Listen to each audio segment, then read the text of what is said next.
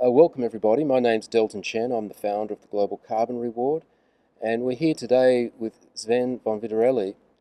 I am leading the biodiversity work for a large Scandinavian design and engineering consultancy, and I'm also holding a few other roles within environmental organizations around the world, and I'm also a contributing author to the IPBES global assessment, which is basically the biodiversity equivalent to the IPCC report. I think this is the first viable approach to addressing the actual root cause of of the climate change equation that humanity has been writing for itself. So we have a capital reallocation problem to finance climate change and biodiversity issues. So this is the absolute root cause that actually prevents us from moving forward. And also to add a bit more detail on that, because I think this is important to understand this root cause. Every solution that we have come up with so far requires huge investments, either from the private sector or via subsidies from governments or from other sources. And these investment requirements are so huge that we are unable to do them, basically. And this is also why we have political pushback, we have societal pushback, we have pushback from the private sector, because if we ask people to do too much of investment right now in the current paradigm, it might actually steepen the curve a bit to get us closer to the targets, but it's also a huge social risk and a huge economic risk, thereby creating a counter effect of getting us even further away from the Paris targets. So this is the paradox that we're in right now. And I believe that the policy that Delton has developed is actually the first viable solution to actually address the root cause.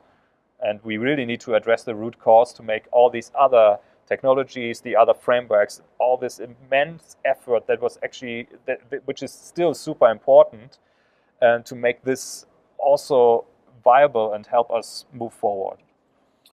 Do you see this policy as having maybe a weakness or a strength in regards to ecosystems? Yeah, so the way I have looked at the policy and the way I have experienced both the climate and the biodiversity discussions, I think there are huge opportunities: pollution reduction, circular economy, overall more effective use of land and resources, and as well as some direct mechanisms that you propose in your policy to address, like making these virtuous investments in certain ecosystem restoration measures to create these synergies. So I think from that perspective, there would be like strong potential to both accelerate both campaigns. Policy, what it's offering is the notion of reward adjustments. Adjusting the rewards, they're debt-free conditional grants, to incentivize the ecological protection and co-benefits that we might want. And the way it would be managed is through stakeholder groups. So there'll be a stakeholder group specifically representing ecologists, biologists and land carers, and they would set the agenda or the criteria for point scoring these projects. Does that sound like a reasonable approach, or would you prefer to see something different? Yeah, I think it could work. I mean, the good thing is that we are already aware of these issues. One challenge that we may, as I mentioned, that we may encounter is that the transition may accelerate at speed, which would also exponentially increase these conflicts when it comes to the implementation of projects. So we just really need to be sure and be aware of that we have like a cushion to catch this increased number of projects that might create conflicts. We are stuck in such a doomsday scenario and in such desperation, a lot of people are, that sometimes we dismiss a potential solution or potential idea as too good to be true before taking a closer look at it.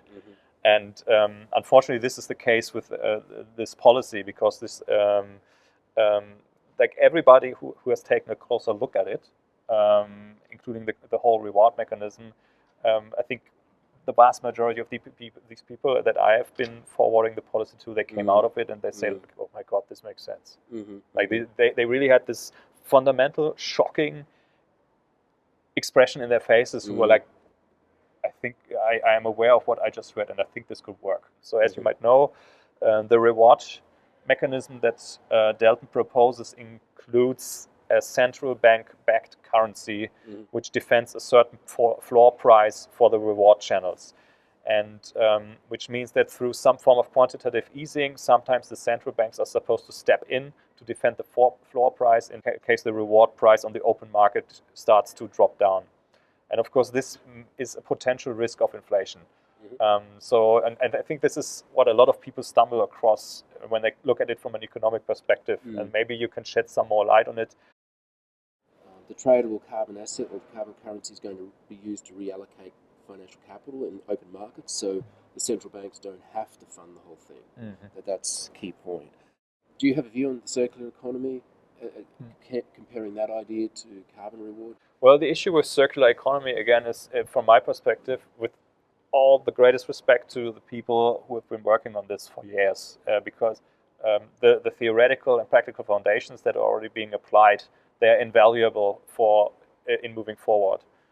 But again, circular economy does not address the root cause. The root cause is the capital reallocation problem, and circular economy also requires us to make investments. And in very rare cases, the companies are able to measure the return on these investments on a scale that they are able to assess and evaluate in their business plans, which again, from my perspective, says like, okay, circular economy is not the ultimate solution. It will not help us in significantly progressing towards a more sustainable society, at least not at the speed that we need. It is invaluable to help us get there because we need the technologies, we need the ideas, and we need the approaches. But we also need the funding to implement them. To help the reader or listener understand that there's really some merit behind this policy is that you have actually a very sophisticated economic and stock and flow model behind this policy to basically back up the claims and the solutions that you have put in place. So there really is a very sophisticated theory behind it. The paying out fossil fuel companies, do you think that could be a problem for some people in terms of the morality? I unfortunately would also conclude that we don't actually have any other choice because again, these are large companies and somehow these large entities need to economically survive, because if these companies do not survive, this would also at some point cause severe economic problems for the corresponding countries, which again would cause social resistance to the climate issues at a scale as we have experienced in Germany recently. It's really good to meet you. Cheers.